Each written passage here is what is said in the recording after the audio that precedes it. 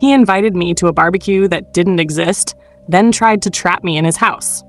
I don't post often, and maybe I'm including too much detail, but this story has stuck with me since it happened in 2015.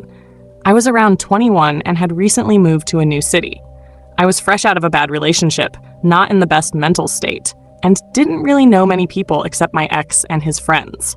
I had been on a dating app, looking more for casual connections than anything serious, maybe even just a friend with benefits, when I matched with a guy named Simon.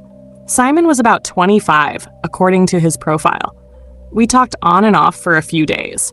He said he was in a band, that he and his bandmates lived in a house provided by their band manager, and that they were trying to make it big. He sent me some of their music, which was just an audio track on YouTube with a heavily edited still image of a few guys playing instruments. One of them looked like him. The music wasn't really my thing, but he seemed nice enough. Then he stopped responding, and I figured he had lost interest.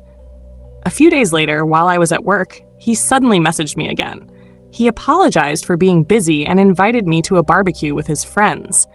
He made it sound like a fun, casual get-together in their backyard, and I figured it could be a nice way to meet people.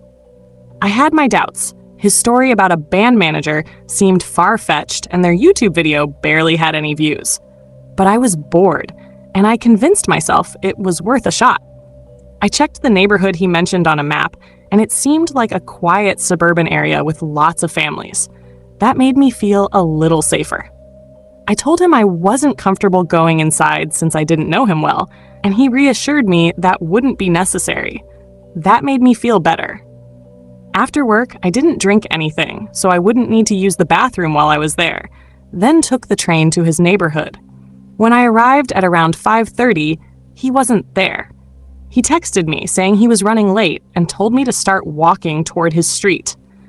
As I crossed the parking lot, I finally saw him. His clothes matched his photos, bell-bottoms and long hair, a distinct look, but his face was different, older, maybe 5, even 10 years older than what I had expected. I wondered if his photos were just heavily edited or if they weren't of him at all. It was a red flag, but I ignored it. He was already drunk when he greeted me. That didn't seem too strange. After all, he was supposedly hosting a barbecue. The first real red flag came at the door. I reminded him that I wasn't comfortable going inside, but he insisted we just had to pass through the house to get to the backyard. I glanced around and noticed how the house wasn't the kind where you could just walk around to the yard. I didn't want to make a big deal out of it, so I followed him inside. The moment we stepped in, he locked the door behind me. That gave me a bad feeling, but I reasoned that some people just have a habit of locking doors immediately after coming inside. Then he insisted on giving me a tour of the house. I refused, reminding him that I was only there for the barbecue, but he kept pushing. He said he and his bandmates had worked really hard to get the house, that he was proud of it, and that he wanted to show it off. It felt like nonsense. By now, I was sure he had been lying about a lot, but I was already inside. He didn't seem threatening, just an insecure, awkward guy who exaggerated things. I figured, at worst, he'd try to get handsy, and I'd have to shut that down. I wasn't prepared for how much worse it could get. As we moved through the house, I noticed something strange. It didn't look like a place where a bunch of guys lived. The decor screamed middle-aged woman.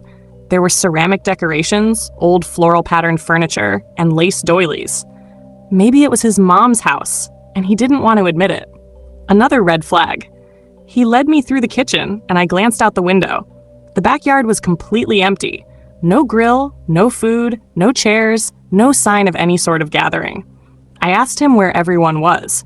He claimed his bandmates were on tour and had van trouble, so they were running late, but he made it sound like they'd be back any minute.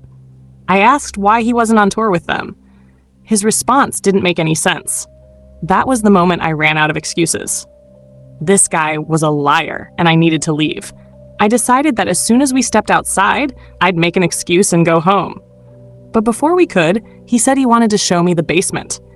He led me to the basement door and flicked on the light. From the top of the stairs, I could see that the basement was dark and had tiny windows. I immediately said no. He insisted, saying it was where they kept their band equipment and that it was the best part of the house. I refused again. He got irritated. I made excuses, saying I wasn't feeling well, but he kept pushing. He even reached for my hand as if he was going to lead me down himself. My instincts screamed at me. I pulled back and quickly made up a story. I told him my stomach was acting up and that I needed to use the bathroom.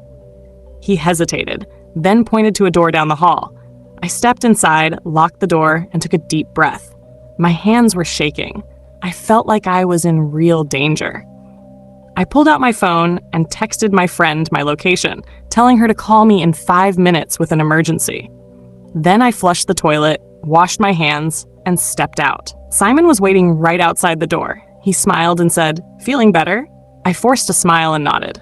Right then, my friend called. I picked up and acted panicked, pretending she was telling me something urgent. I told Simon I had to go immediately. His face changed. He went from drunk and friendly to cold and annoyed. "You just got here," he said. I apologized and made my way to the door. He didn't move at first, just stared at me. Then, finally, he sighed and unlocked it. I stepped outside, walking as casually as I could until I turned the corner. Then, I ran. I ran all the way to the train station and got on the first train home. Later that night, he texted me, saying, "You should have stayed. We could have had fun." I blocked him immediately. To this day, I have no idea what his real intentions were, but I know for sure there was no barbecue.